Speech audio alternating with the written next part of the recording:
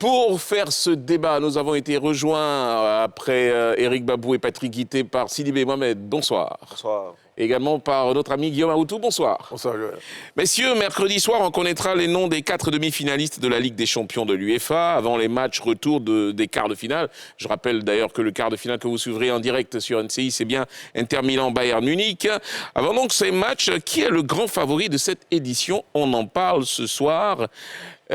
Première partie de cette discussion, de ce débat, et ça va faire plaisir à certains, je pense, parce que je connais un peu les obédiences de chacun, enfin de certains, pour être plus clair. Est-ce que le Paris Saint-Germain, c'est l'année du PSG, Sidibé Mohamed?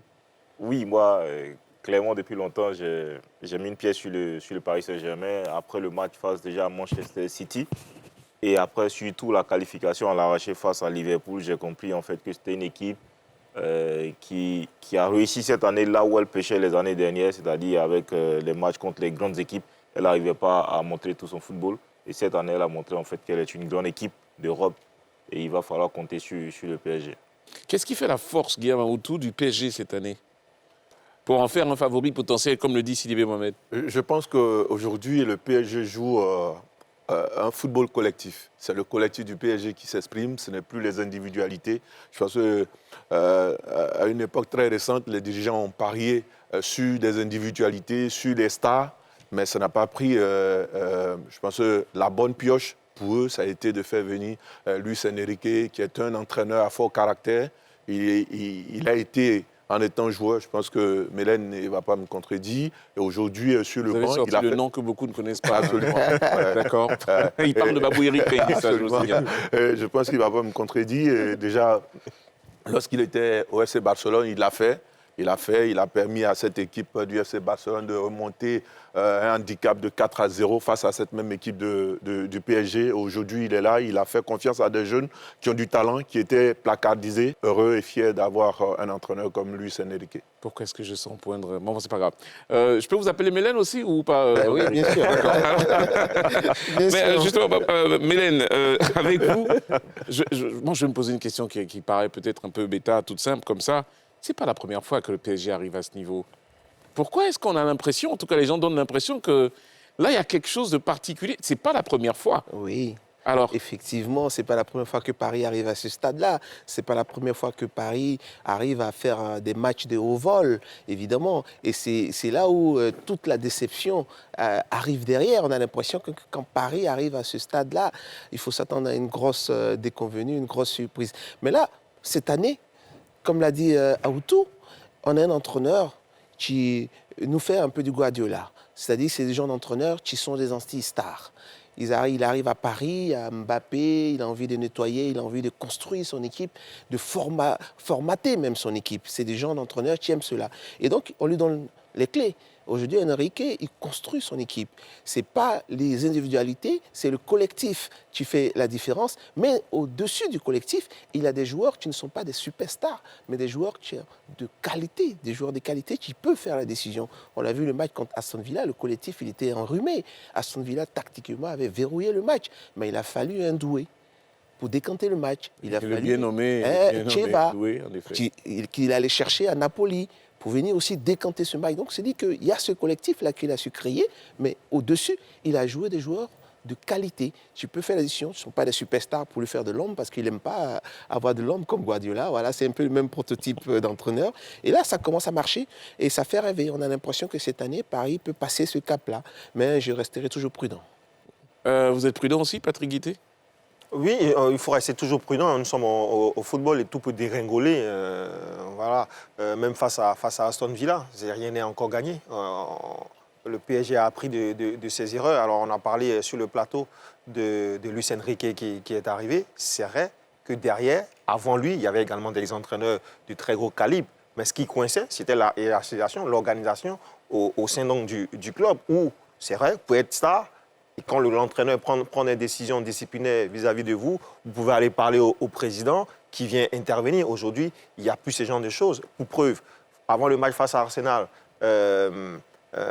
Ousmane Dembélé vient en retard. Il reste à Paris, il ne participe pas à cette rencontre. Ça aurait été lors des autres saisons. Vous voulez dire que ça aurait été Kylian Mbappé, par exemple, ou Lionel Messi? Ah non, même si c'était Kylian Mbappé avec Luis Enrique qui a demandé des garanties avant de venir, ça ne passerait pas. De toute façon, Luis Enrique avait déjà montré l'exemple en mettant Kylian Mbappé très souvent sur le banc. Et on a vu Kylian Mbappé s'énerver, aller dans les tribunes, notamment lors d'un match face à Monaco, être remplacé et directement aller dans les tribunes pour montrer qu'il était mécontent. Mais lui, il est resté rigide, il est resté droit dans ses bottes. Je vais parler de Luis Enrique.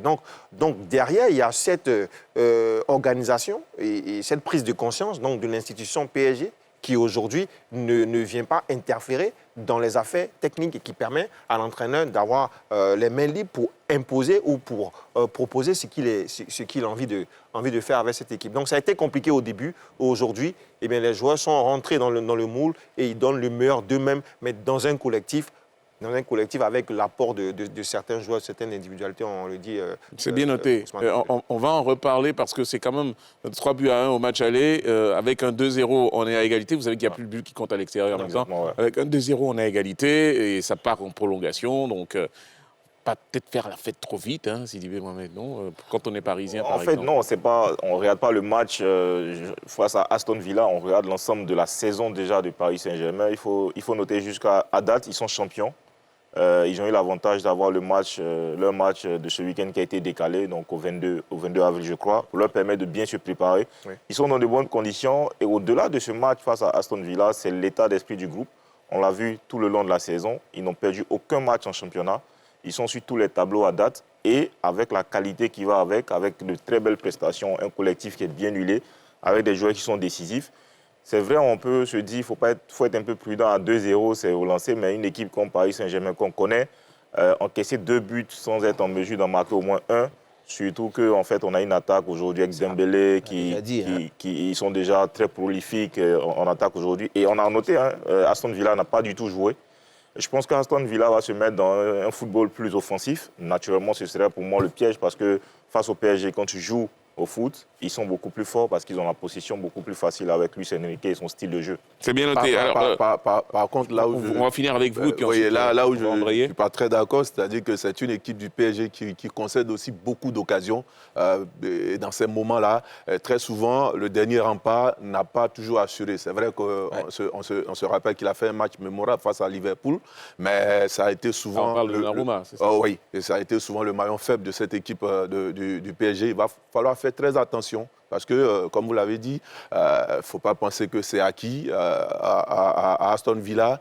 Je pense que les supporters anglais, ça va pousser fort. Ah oui. Et il va falloir être vraiment costaud du côté de Paris Saint-Germain. En tout cas, moi, à ce stade de la compétition, je ne parie pas parce que les matchs sont tellement serrés. Vous ne pariez pas sur Paris? Ah non, pas que sur Paris seulement, parce que Paris, fait pas partie des meilleures défenses de cette compétition. Paris est 8e meilleure défense de la compétition avec un but, 1,33 buts encaissés par match. Je pense que ça ne fait pas de Paris, c'est pas une défense de fer. Surtout sur les équipes qui sont sur les 32 équipes. Voilà, donc 8e titre, c'est pas mauvais. Je dis, même une équipe comme le FC Barcelone, c'est derrière là-bas. C'est une équipe qui a une défense, c'est vrai, on apprécie le jeu déployé, mais défensivement, elle est très poreuse. Et la meilleure défense, aujourd'hui, c'est l'Inter, que tu le veux ou non, mais je dis qu'à ce stade de la compétition, ça compte. Il va falloir faire très attention. Une chose qu'il faut noter aussi, c'est que Aston Villa a joué le week-end et a dû pousser pour aller battre Southampton. Et physiquement également, je pense qu'à ce niveau-là, ça va beaucoup compter parce qu'il y a beaucoup plus de fraîcheur côté. Et si ce match leur avait permis de se rassurer? Lequel? Bon, vous ne pouvez pas compter sur... Vous ne pouvez pas compter sur la Première Ligue pour annuler le match parce qu'Aston Villa a un match vous savez, en Angleterre, la Première Ligue... Il y a eu quand même quelques changements dans l'effectif. Il y a eu 4 joueurs pratiquement, sinon plus, qu'il a changé. Le buteur qui est rentré pratiquement en seconde période. Ça veut dire que c'est une équipe qui peut créer la surprise. Tu peux faire très mal à Paris. Tu peux faire très mal à Paris. Parce que ce qu'on dit, Paris, aujourd'hui... Ce qu'ils font, c'est déjà vu, hein. Vous l'avez signifié. Ah non, je pense pas du déjà vu. À ce stade, ce Paris qu'on voit, c'est pas du déjà vu. Vous parlez de l'étape, vous parlez de l'étape du jeu. Non, l'étape, mais pas le jeu. Mais moi, le style de jeu collectif. Non, c'est pas la même chose. Vous ne m'avez pas demandé de quoi je parle. Alors, vous parlez de quoi? Vous parlez de quoi? Je vous pose la question. Je parle de l'étape. Évidemment, Paris, à cette étape, on a déjà vu Paris à cette étape-là de la compétition. Et même en qualité de jeu, on a vu Paris supplanter Barcelone. On a vu Paris supplanter Manchester City, c'est pas nouveau pour moi. Là, la capacité aujourd'hui où on attend Paris, c'est de résister à ce niveau-là. Quand une équipe d'Aston Villa, il a dit, Mais ils l'ont déjà fait face à Liverpool.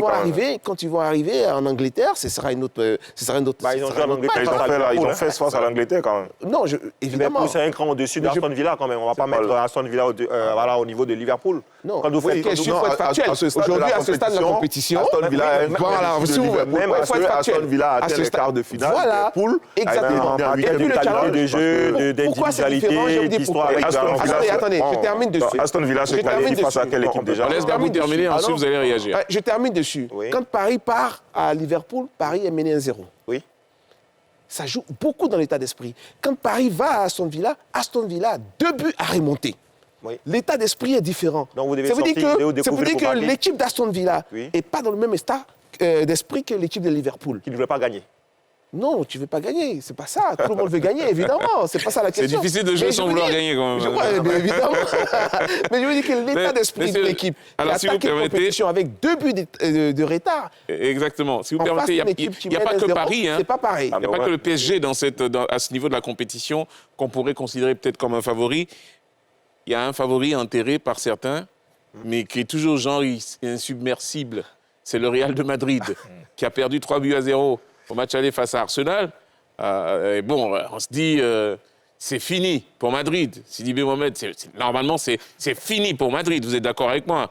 Ouais, on pourrait le dire normalement, mais on sait tous en fait qu'avec le Real de Madrid, c'est jamais fini. Donc cette équipe nous a habitués à des remontadas depuis bientôt, je pense, 5 ans. Sur les 5 dernières années, on a été habitués à des scénarios époustouflants. Donc je me dis, je pense que dans la tête de Arsenal, ils doivent aussi pouvoir visualiser ces matchs face à Manchester City, comment ils remontent ces matchs, comment ils arrivent à revenir quand tout le monde les a déjà donnés totalement vaincus. Je pense que cette équipe de Real de Madrid a encore cette âme, avec des joueurs peut-être un peu différents, parce que aussi c'est pas le même effectif, même si certains cadres sont encore là. Mais je sais qu'ils ont cette mentalité, ils ont à l'esprit de se dire, c'est quelque chose qu'on a déjà fait et c'est quelque chose qu'on peut faire. Donc c'est ça aussi qui fait la marque des grandes équipes. Je suis convaincu que Arsenal va jouer dans la prudence. Moi, si ce scénario se produit cette année, définitivement, je considère le Real de Madrid comme étant la plus grande équipe du monde pour moi. Mais je doute fort qu'ils soient Patrick capables Guité, de le faire. Est-ce que vous êtes prêt à prendre l'engagement ici à nous dire que le Real de Madrid est la plus grande équipe du monde si jamais elle se qualifie face à Arsenal? Vous voulez qu'il prophétise, en fait. Voilà, en fait, on a quand même prophétisé. Prophétiser. Allez, monsieur le prophète. Alors, je veux dire que le Real est déjà le plus grand club du monde, vu son palmarès, vu tout l'institution, tout ça. Mais aujourd'hui, cette équipe du Real fait peine à voir, tout simplement. Alors, c'est vrai, on a aligné des offensives qui sont Rodrigo, Mbappé, Vinicius, Jude Bellingham, qui se projettent énormément. Mais derrière, il n'y a pas d'équilibre. La défense est complètement décimée. Pratiquement tout le monde est blessé. Vous avez Rudiger qui joue avec un strap. Il y a également Alaba qui est revenu diminué. Vous avez un attaquant, parce que pour moi également, Lucas Vasquez, pour moi, c'est un attaquant. Il a été transformé en défenseur. Donc, si cette équipe boiteuse du Real de Madrid réussit à renverser la vapeur face au collectif d'Arsenal, il faut désespérer. Vous allez faire quoi? Vous allez faire le tour du studio en petite culotte? Je ne sais pas. Il faut nous dire ce que vous allez faire. Désespérer du football. Il faut désespérer du football. Il faut désespérer du football. Quoique, s'il vous plaît, j'ai une image, et Guillaume a certainement cette image également de Sergio Ramos, qui fait exprès de prendre un carton rouge lors d'un match là pour se préserver pour un match de Ligue des Champions. Et finalement, c'est lui qui a réussi à marquer. Je pense que c'était face à l'Atlético Madrid. Et je soupçonne Kylian Mbappé d'avoir pris un carton rouge, parce que quand vous analysez ce match-là et que vous analysez le geste, la gestuelle de Kylian Mbappé, j'ai l'impression qu'il a voulu aller se reposer pour avoir beaucoup plus de fraîcheur pour être présent sur son. Parce que lui également, il a beaucoup de pression. Oui. Parce qu'il a quitté le PSG pour aller remporter la Ligue des Champions avec le Real de Madrid. Aujourd'hui, le PSG n'est pas favori pour la compétition. Si le Real s'arrêtait là, c'est pas nouveau chez si le Real s'arrêtait là, c'est pas nouveau chez Mbappé. Je veux dire, avant ce match-là, avant le match aller, contrairement à ce que JT disait, avant ce match aller, personne n'allait mettre une pièce sur Arsenal. Malgré la défense décimée, comme on dit, les joueurs blessés, tout ça, personne ne pouvait imaginer que Madrid allait prendre 3 buts à Londres. Impossible. Évidemment, après ce match-là, il peut tenir un discours pareil. Il peut dire, ah, c'est pas sûr que Madrid remonte et tout et tout. Mais moi, je veux vous rappeler que c'est Madrid. Et que Madrid n'a jamais été une défense super depuis ces dernières années. Et par contre, ils nous ont habitués à des retournements de situation fantastiques. Et puis, pour moi, la grande question, c'est pas comment Madrid va jouer, parce que Madrid sera au rendez-vous. Je ne doute pas. Parce qu'ils sont habitués, ils se hissent à ce niveau-là quand ils arrivent à cette étape-là. La grande question pour moi, c'est quel Arsenal on aura à Madrid. Parce que cette équipe d'Arsenal-là, en championnat, elle nous a habitués. Elle nous a habitués à des matchs. Alors qu'on les attendait en Angleterre, elle nous a habitués à des matchs où elle passe complètement à côté. Moi, je veux être un rabat-joie. Alors, il veut être rabat-joie. On va le laisser rabat-joie, comme dirait quelqu'un. Aujourd'hui, on parle du Real comme étant le grand club qui fait les remontadas. Si un jour, les arbitres qui sont commis, arbitrés... Il a dit qu'il allait être rabat-joie, donc vous n'êtes pas surpris. Parce que ce ne sont pas les faits, ce ne sont pas les éléments qui manquent. Si l'arbitre accepte de siffler un pénalty contre Rudiger qui fait la cravate à l'attaquant du Milan AC, si l'arbitre accepte d'aller regarder la VAR pour accorder un pénalty sur une main flagrante lors de ce match avec Arsenal, si l'arbitre... Non, à un moment donné, le Real élimine l'Atlético Madrid comment? Aujourd'hui, cet arbitre est suspendu. Cet arbitre de la VAR est suspendu. Ça veut dire qu'il a été coupable d'eux. À un moment donné, il faut aussi qu'on reconnaisse que le Real Madrid a gagné des titres, a gagné des matchs parce que les arbitres l'ont voulu. Et si... c'est pas le seul club aussi. Non, ce n'est pas le seul club. Non. Ne pas faire allusion à l'arbitrage aussi dans les victoires du Real parce que les éléments sont là. Si je reviens sur la remontada du Barça sur le PSG, il y a chaque année, Madrid va pas... Pénalty sur Di Maria, pas sifflé. Oui, mais voilà. Ce sont des faits. Mais voilà, ce sont des faits. Vous n'êtes pas en train de dire que le Real de Madrid, c'est la volonté de l'UEFA de vouloir le Real. Moi, je ne dis pas la volonté de l'UEFA. Je doute que l'UEFA dise aux arbitres, faites ceci, faites cela. Non, je dis qu'il faut à un moment donné que les arbitres soient vraiment impartiaux. Qu'ils appliquent les règles du jeu. Comme il l'a dit, il y a des moments... Non, il y a des clubs qui ont gagné, effectivement. Quand à l'époque, tu ne te souviens pas de cette phrase? Pas autant de Coupes d'Europe. Didier Drogba, parce que les arbitres veulent. Je laisse réagir. Je pense que vous voulez réagir. Vous allez être le porte-voix de tous ceux qui sont là en ce moment qui ont envie de... Je pense qu'aujourd'hui... Guillaume, on va laisser Sidibé réagir. On en parlait tout à l'heure. On va laisser Sidibé réagir. On va laisser Sidibé réagir. Je suis vraiment désolé, mais avec des si, on mettrait Paris en bouteille. Les faits de jeu qui sont liés à l'arbitrage, les faits de jeu qui sont liés... Non, pas du tout. C'est pas le même pari. C'est plein comme ça. Le pari. Attention. Non, mais attends. Attendez, vous êtes en train de vous laisser distraire par Babou. Eric est en train de vous chercher, il vous trouve. Les faits de jeu qui sont liés à l'arbitrage, pour moi, font partie du jeu. Avec ce qu'on dit aujourd'hui, on ne peut pas avoir un match parfait totalement. L'arbitrage fait partie du jeu et ce sont des interprétations. Nous, aujourd'hui, de notre point de vue, quand on est supporter, on est assis derrière l'écran, on voit tout de suite la simplicité avec laquelle on juge certaines actions. Mais ce n'est pas la même chose pour l'arbitre. La VAR est venue pour justement... Non, mais attention, aujourd'hui, quand tu parles de l'Atlético de Madrid, c'est une règle claire et nette qui existe dans les tests de la FIFA. C'est ce que l'arbitre a appliqué. C'est une appréciation. Mais il n'a jamais touché le ballon, justement. Mais tu dis qu'il n'a jamais touché le ballon. Le joueur même n'a pas été en mesure de dire qu'il n'a pas touché le ballon. Mais pourquoi l'arbitre a été suspendu? Mais non, attends, l'arbitre est suspendu. Je ne sais pas si c'est lié au match. Mais c'est sûr ce fait. Je ne suis pas sûr. Parce que les faits ont montré... Non, mais les faits ont montré qu'effectivement, il a touché le ballon. Tout le monde l'a vu. Sauf les supporters peut-être du Barça. Je pense que toucher le ballon et le ballon comme à Auto. Oui, mais justement, vous me tendez la perche parce qu'on va parler de Barcelone maintenant. Si tu parles de Madrid, que tu ne parles pas de Barcelone, tu es un homme mort. Si tu parles de Barcelone, que tu ne parles pas de Madrid, tu es un homme mort. Alors, on va parler de Barcelone. Victoire 4-0 face à Dortmund. Pour la mauvaise défense, il faut repasser, parce que c'est quand même 4 buts marqués. Ouais, aucun but encaissé. Patrick Guité, Barcelone, favori. Alors, pour moi, c'est le grand favori de cette compétition. Parce qu'il y a du tout. Il y a de l'expérience.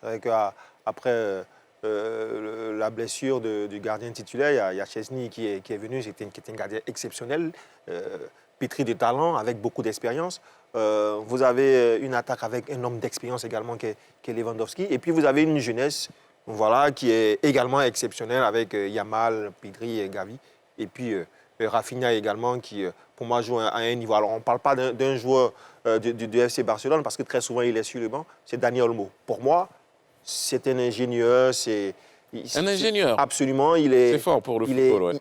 Non, parce que vous savez, on s'extasie très souvent face à des retournées acrobatiques, des buts venus d'ailleurs, ou souvent même des arrêts.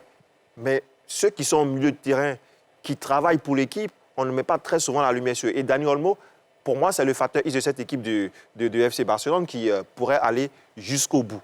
Jusqu'au bout de ce que... Oui, absolument. Mais après, il peut vous sortir quelque chose dans la projection, la capacité à pouvoir éliminer, à donner des derniers ballons. Pour moi, c'est un régal de le voir évoluer. Après, comme je dis, c'est du football. Le FC Barcelone n'est pas à l'abri également d'une remontada. Il ne faut pas oublier que le FC Barcelone... Ils l'ont fait, ils l'ont vécu. Ils l'ont vécu. Donc, des deux côtés, on va dire. Éric Bavou. Oui, franchement, c'est l'équipe qui me bluffe un peu, Barcelone, parce qu'au début, c'est vrai qu'elle était flamboyante. Ce coach a réussi quelque chose de formidable, hein. C'est de remettre un jeu flamboyant, des joueurs super techniques, ça bouge bien, on retrouve ce jeu qu'on aimait, hein, léché de Barcelone. Mais en plus, il a mis aussi ce jeu un peu plus direct, un peu plus agressif offensivement. Et puis cette ligne défensive, tu joues le hors-jeu à tout bout de champ et ça marche, hein, ça marche. Il arrive à piéger les équipes. Je pense que cette équipe est capable d'aller trop loin. Franchement, je pense que c'est attention de ne pas croiser le PSG. Attention de ne pas croiser Luis Enrique. Non, je voulais dire, moi, pour moi... Il connaît la maison le connaît aussi. Hein. J'espère. Hein. Pour terminer sur Barcelone, je dirais que pour moi, cette équipe-là, où je mettrais un bémol, c'est si elle arrive à trouver une équipe, à rencontrer une équipe comme l'Inter, qui est un peu plus expérimentée, tactiquement bien disposée, qui réfléchit, parce que ce n'est pas une équipe flamboyante, mais c'est une équipe solide, consistante. Tactiquement, on retrouve un peu l'ADN du football italien quand vous regardez jouer l'Inter. Et c'est là où je vais jauger véritablement. Vous êtes en train de devenir prophète aussi? C'est là où je vais jauger véritablement cette équipe de Barcelone. Face à cette équipe-là tactique, tu pourras mettre en mal cette ligne défensive barcelonaise. Allez, parce qu'en effet, ça peut se faire, puisque l'Inter Milan a battu quand même le Bayern Munich. C'était à Munich, hein, à domicile. Hein. Et moi, c'est vrai, contrairement à ce que tout le monde peut penser, je dis, parce que j'ai peur que les démons du passé n'habitent le FC Barcelone, parce que vous vous souvenez, c'est l'équipe qui a été l'une des grosses victimes de remontada ces dernières années face à Liverpool déjà. Voilà, 4-0 à Liverpool, et puis 4-1 après avoir battu l'AS Roma 4-1, ils sont allés prendre 3-0 là-bas. Absolument. Voilà, et donc il va falloir faire très attention à cette équipe de Dortmund qui, sur le match aller, s'est procuré quand même d'énormes occasions, malheureusement. C'est Ogia qui a loupé énormément de... n'a pas été très très incisif devant les buts de Chesney. Et donc, il va falloir faire très attention à cette équipe de Dortmund. Mais je suis là où, peut-être beaucoup, je vais peut-être décevoir certaines personnes, c'est que moi, je vois cette équipe de l'Inter, cette équipe de l'Inter vraiment aller au bout. Vous êtes rabat-joie ce soir. Non, parce que l'Inter, c'est très costaud. C'est celui effectivement, je suis d'accord avec vous. Très costaud, ça joue derrière. C'est vraiment costaud. C'est une équipe où il n'y a pas vraiment de grosses individualités, à part Lautaro Martinez, qui est là, toujours, le capitaine emblématique, qui fait toujours la différence lorsqu'il le faut. Mais c'est du solide. Défensivement, c'est du solide, c'est très, très costaud. Et j'ai peur pour le Bayern déjà, c'est vrai. L'esprit allemand, ils ne vont pas baisser la tête, ils vont aller affronter l'Inter. Et si l'Inter passe là, il va falloir faire très attention à cette équipe de l'Inter qui, pour moi, pourrait aller jusqu'au bout. En tout cas, je vais finir par vous demander à chacun, qui pour vous est le véritable favori? On va commencer par Mohamed Sidibé. Véritable favori, on a parlé du PSG, du Real de Madrid, d'Arsenal peut-être, de Barcelone, de l'Inter. Pour vous, celui qui gagne la Champions League cette année, c'est qui? Moi, je pense plus à Paris. Et je pense c'est le cœur qui parle ou c'est la raison qui parle? Non, c'est la raison. Je pense plus à une finale Paris Saint-Germain et Inter de Milan. Quand je regarde le parcours de Paris, je pense qu'ils ne vont pas s'arrêter en si bon chemin. Pour moi, c'est le favori. Après, on parlait tout à l'heure du Barça. C'est vrai, le Barça peut être favori, mais le Barça a quelques bémols quand même, parce qu'ils sont sur plusieurs tableaux. Déjà, ils doivent jouer 2 classicos. Le championnat n'est pas encore totalement acquis parce qu'ils sont à 4 points du Real de Madrid.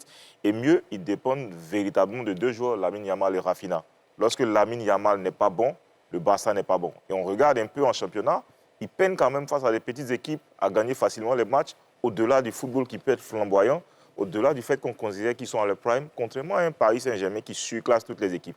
Pour moi, je pense que quand même, il faut être un peu plus dans Le, le championnat français. Hein. je finis là. Vous avez parlé, j'ai donc entendu après, l'équipe champêtre. Guillaume Aoutou. Oui, allez-y. Pour finir, hein, parce qu'on fait un tour de table. Pour finir. Donc pour finir, je pense quand même qu'après, on a 2 classiques à jouer pour le Barça, avec des possibilités que des joueurs comme Lamine Yamal, qui sont très utilisés, se blessent.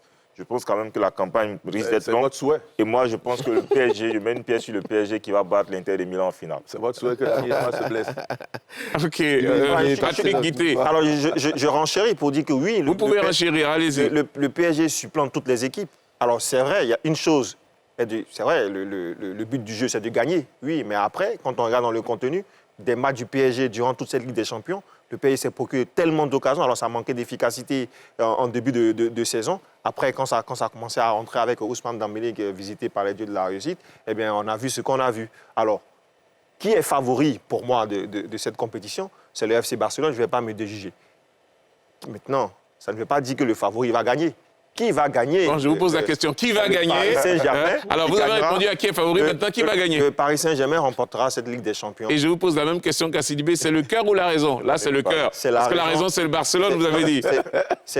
Non, je veux dire C'est que un mix qui va des deux. gagner? C'est le mix des deux. C'est l'année de Paris cette année. Guillaume Aoutou. Non, Bon, d'abord, qui est le favori et ensuite, qui va gagner? C'est 2 questions différentes. Ok. Puisque Patrick vient de nous montrer. oui, Absolument.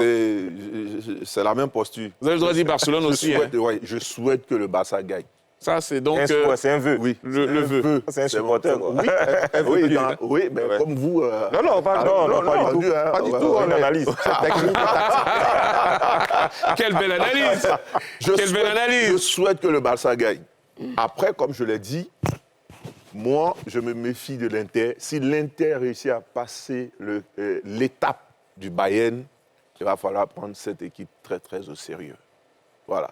Donc, vous souhaitez que ce soit le Barça Qui gagne? qui gagne, Ouais, il y a longtemps. mais vous vous méfiez Ça va être de très l'Inter. Absolument. Confusion, Ça fait le que 10 ans. Barça doit gagner, mais l'Inter peut est gagner. favori. Voilà. Ça, c'est... Bon. On est là, on essaie de décoder. Hein, C'est des algorithmes, vous ça. savez que souvent, les calculs. on essaie de... Je vois, il y a beaucoup les calculs. Ça. On est trop Bah, fort. Eric, c'est à votre tour, faites-nous calculer, allons-y. Il a juste à faire un algorithme pour... Faites tout Non, c'est calculer. clair qu'à ce niveau-là, j'ai vraiment beaucoup de doutes. Parce que là, c'est difficile actuellement de sortir le vainqueur. Voilà, toute Mais vous n'allez pas dire l'Inter est en Arsenal. capacité, Barcelone est en capacité, même Madrid. Qui peut aujourd'hui rayer Madrid? Il y a encore un doute sur Madrid. Paris, évidemment, avec ce que Paris montre.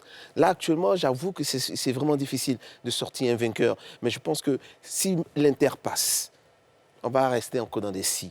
Mais en tout cas, j'aimerais Non, vous ne bien... misez pas quand même je sur vois Aston une Villa, finale. hein, non, Je vois hein. une finale... Mais pourquoi pas? Je vois une finale Inter-Barcelone.